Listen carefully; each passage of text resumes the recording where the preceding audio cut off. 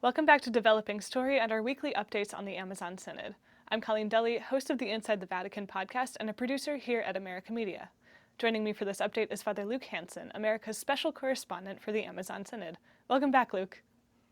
It's good to be with you. Thank you. Luke, the Amazon Synod is in its final week, and the task at hand this week is for the Synod to produce a final document based on what they've been discussing in their small groups. You've spoken about some of the ideas being discussed in the small groups in previous updates, but we got a new report last Friday. What ideas have been emerging most clearly in those? Well, one thing that's really clear is there is a shared understanding of what's at stake in terms of the health of the Amazon, the threat of climate change, the negative consequences of extractive industries within communities, that have been forced off their land, that are dealing with pollution. Basically, every small group described this problem, and there's a real shared sense of what's at stake. Because if there's no Amazon, it hurts the entire planet, and there's no church in the region. So that was certainly addressed in a strong way in the small group reports. Another thing that was addressed that might be more surprising was the prominence of the proposal to ordain women as deacons. This is something that has come up at consecutive synods of bishops now, but it's been much more prominent here at this synod on the Amazon. So in 2015, just one bishop mentioned it in an intervention at the Family Synod. At the Youth Synod, there were a lot of voices saying women need to play a greater role in the leadership and ministry of the church, and the final document made a reference to the duty of justice to empower women in this way in the church. But reading the small group reports, it was clear that the possibility of ordaining women to the diaconate is not just favored by a few people here, but there are many bishops who support this idea. It came up in 4 small groups that this practice should begin in the Amazon immediately, and they supported ordaining women to the diaconate. 3 other groups said that this should continue to be explored and studied. So there was a real prominence to that proposal in the small group reports. A big task of these groups is to put together a final document that we're going to get to see on Saturday. Have you gotten any insight into whether this proposal might make it into the final document?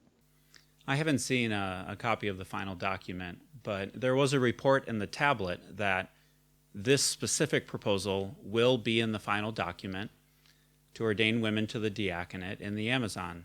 So it's something that will be voted on Saturday by the bishops. So we don't know the exact language, whether it's a very strong call, asking Pope Francis for permission to do this immediately in the Amazon, or if it's, stating a general desire that this would serve the local churches well in the Amazon. But there will be some sort of proposal about it, and we'll find out on Saturday whether the language that's decided upon will garner the 2/3 necessary support to pass this particular paragraph. Got it. Luke, you've also been spending a lot of time while you're in Rome talking to Synod participants, especially people from the region. What are some of the things that they've been seeing as needs in the region? A number of people have talked about the need for good formation. So I've spoken with several bishops and other participants who support or are open to the possibility of married priests, are in favor of enhancing the permanent diaconate ministry in their local churches. But then most of them have emphasized that that's going to require an investment in the formation of these ministers. You can't just ordain somebody and hope that everything goes well, but it's going to be an investment of resources and time to make sure that people are prepared to minister well. So that's one major need. One of the interviews I did was with Leah Casimero, who's a young indigenous woman from Guyana. And she talked about the need for forming young people in the church in her region. She said, the church is full of young people. They have a desire to serve and to be more involved, but they're asking for more theological formation, formation in Scripture. So that's one of the common themes that I've been hearing from a number of participants, the need for better formation in the region. Got it.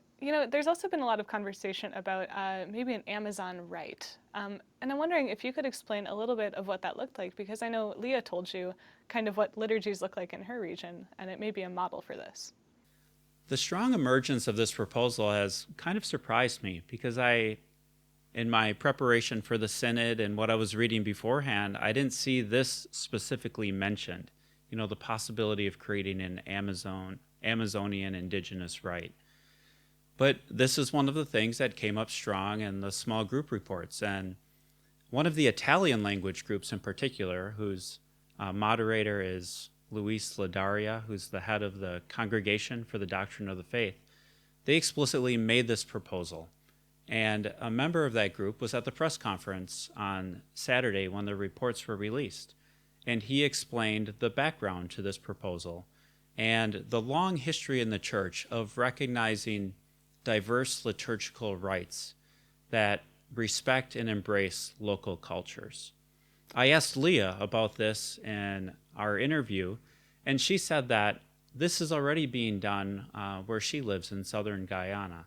But liturgies are done in her local indigenous language. They're mostly lay-led. She said in some parts of her region, a priest will only come once a year or twice a year, but that the liturgies already incorporate a number of elements of her local indigenous culture. But I've heard other participants saying that they'd like to see much more of that, and this Amazonian indigenous rite is one way to deliver on that.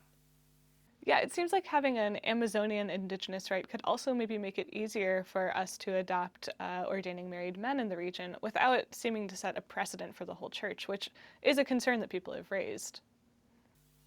This idea has been discussed. A number of people have pointed out that within the Catholic Church, there are about 25 distinct churches and liturgical rites, which include married priests.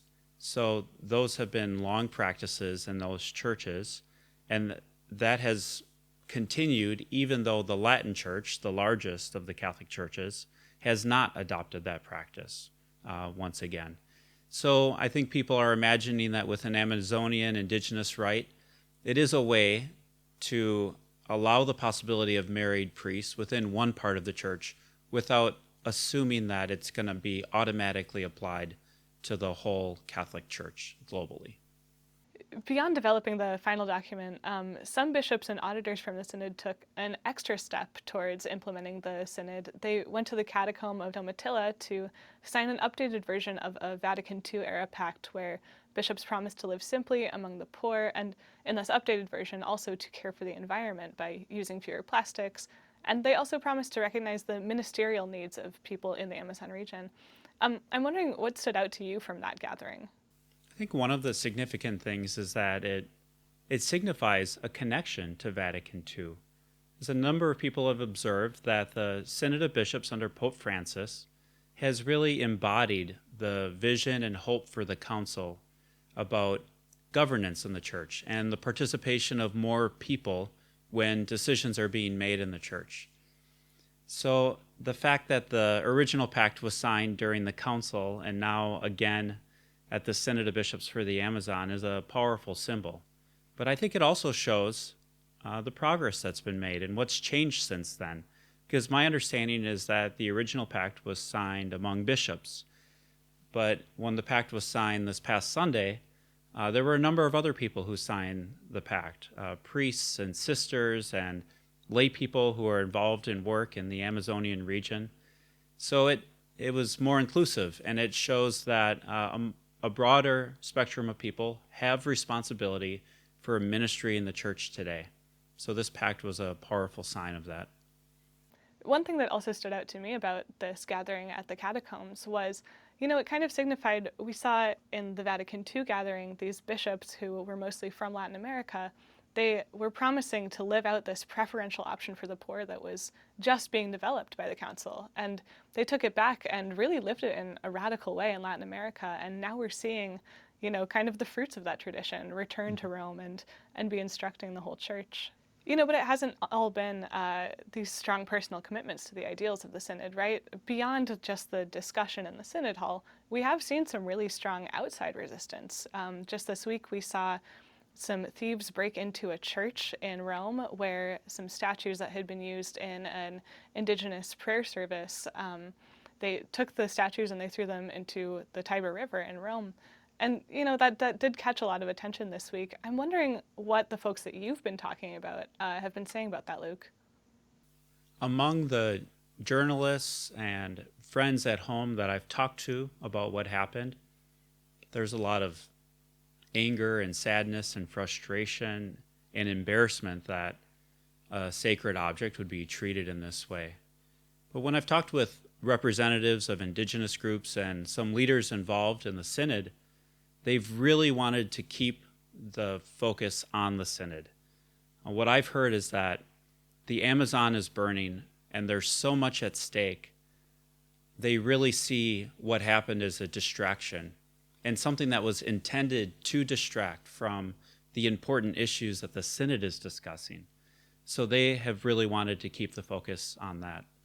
Yeah, we've seen that these environmental issues are really at the forefront of all the discussions that are happening at the Amazon Synod. And, no matter what hot topic issues make it into the final document, we're definitely going to see the primary concern being the environmental issues. So, Luke, thank you so much for taking the time to join us. I really appreciate you taking the chance to talk to us out of your busy week. Thank you, Colleen. For all of our coverage of the Synod on the Amazon, visit americamagazine.org/AmazonSynod2019. And for more videos like this, you can subscribe to our YouTube channel. For American Media, I'm Collen Dulle with Father Luke Hansen. We will see you next time on Developing Story.